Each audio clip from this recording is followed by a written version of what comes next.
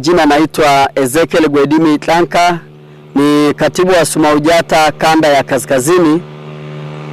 Kanda ya kaskazini ninasimamia mikoa minne: mkoa wa Tanga, mkoa wa Kilimanjaro, mkoa wa Arusha na mkoa wa Manyara. Na mimi pia nina nafasi ya nyingine kama mwenyekiti wa baraza la makatibu kanda SUMAUJATA Tanzania. Ndugu waandishi wa habari, tumewaita leo kwa ajili ya kuzungumza na nyie kuhusu wiki ya siku ya SUMAUJATA, lakini pia na wiki ya wanaume na watoto wa kiume. Jumuiya ya SUMAUJATA imeanzisha wiki ya wanaume na watoto wa kiume, na kilele chake ni siku ya Jumamosi, na kuanzia sasa hivi bado mikutano inayofanyika nchi nzima, na lengo kubwa ni kuwakumbusha kwamba mwanaume kwanza ni kichwa cha nyumba. Kwa hiyo tunakumbusha wanaume wote kwamba kwenye majukumu yao, asilimia kubwa jumuiya ya SUMAUJATA iliona asilimia kubwa ya wanaume kwamba wamesahau majukumu yao.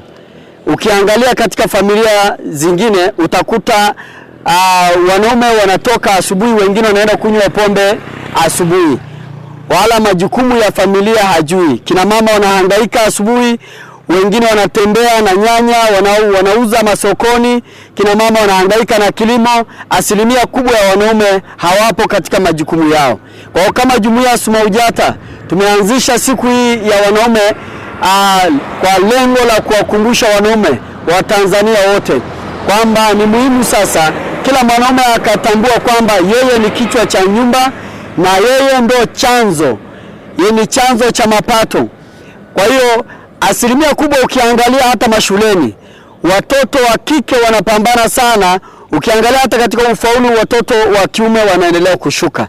Sasa kama SUMAUJATA tumekuja na siku hii ya wanaume ili angalau kuwakumbusha wanaume kwamba ni muhimu sana sasa tujielekeze kuwakumbusha na kuwalea watoto wetu wa kiume katika hali ya kujitegemea na hali ya kujiamini.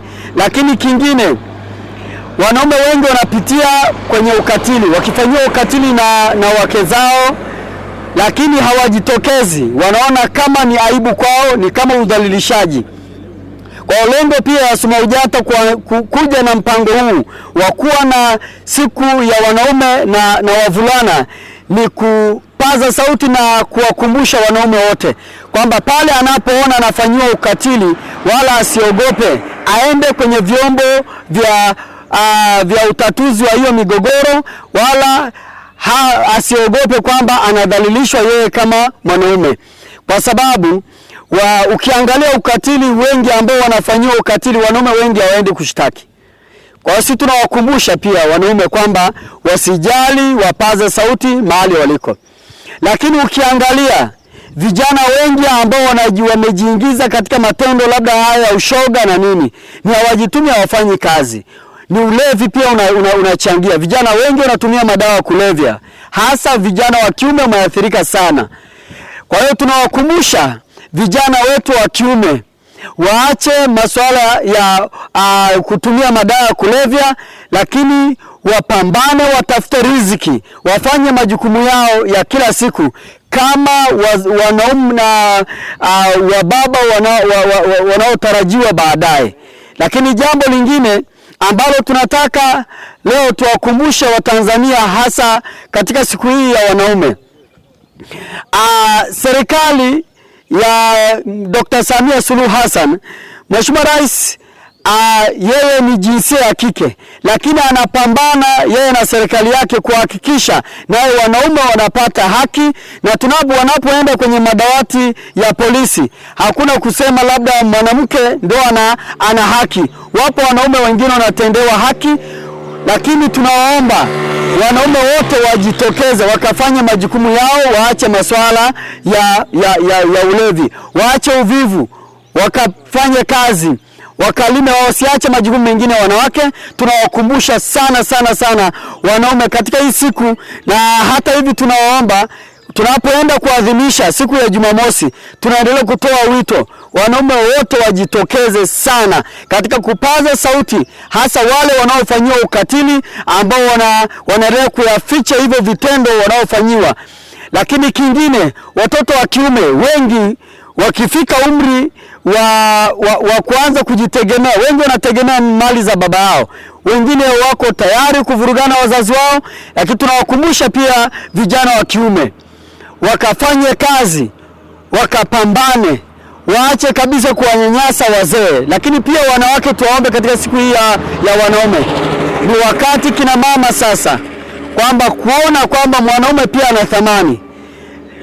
Mwanaume ana thamani kwa sababu mwanaume ndio kichwa cha nyumba. Kwa hiyo tuwaamini sana wanaume, na wakati mwingine tuwape nafasi pia. Kwa hiyo mimi niwashukuru sana waandishi wa habari.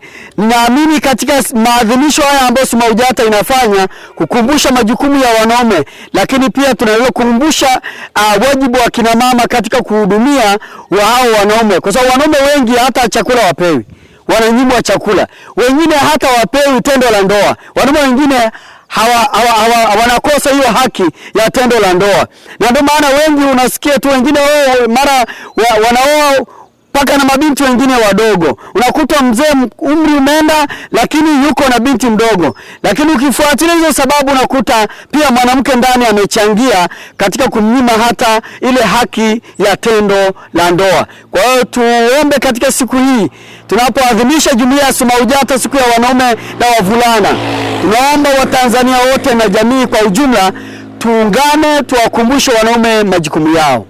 Kwa majina naitwa Hassan Rajab Kimu, mwenyekiti wa SMAUJATA mkoa wa Manyara. Katika kuadhimisha siku ya wanaume na watoto wa kiume, tumekusudia kufanya hitimisho lake ya sherehe ya wiki hii kwenye shule ya sekondari ya wavulana Manyara ambayo iko katika kata ya Mwada. Na lengo kubwa hasa letu ni kuweza kuangalia wanaume wapate sauti kuhusu haki zao za msingi ambazo zinastahili kuwa ili wazijue, kwa sababu wengi wanaume wanahisi wanawake ndio wenye sauti zaidi na ndio wana haki kuliko wanaume, na wakati sheria inasema kwamba hata wenyewe nao wana haki. Na ndio maana wametengewa siku ya leo ya kuwa wiki ya wanaume na vijana wa kiume. Sisi yetu ni kutoa elimu kwa watoto wa kiume na watu wazima wanaume, kwamba ile kila mmoja ajue wajibu wake katika maisha, kwa sababu kama unakumbuka wanasema mwanaume ni nguzo ya nyumba au ni msimamizi wa nyumba, lakini asipoimarika vizuri ajue haki zake za msingi, unakuta vijana wako wengi wanakuta anashindwa kusimamia nyumba yake kwa sababu hata yeye hajui. Yeye anaoa kama ana bahati, kama nini, bahati mbaya tena bahatisha, ndugu zangu. Kwa hiyo hilo ni jambo ambalo sio jema sana. Natakiwa ajue kwamba wajibu wake ni nini na haki zake ni nini.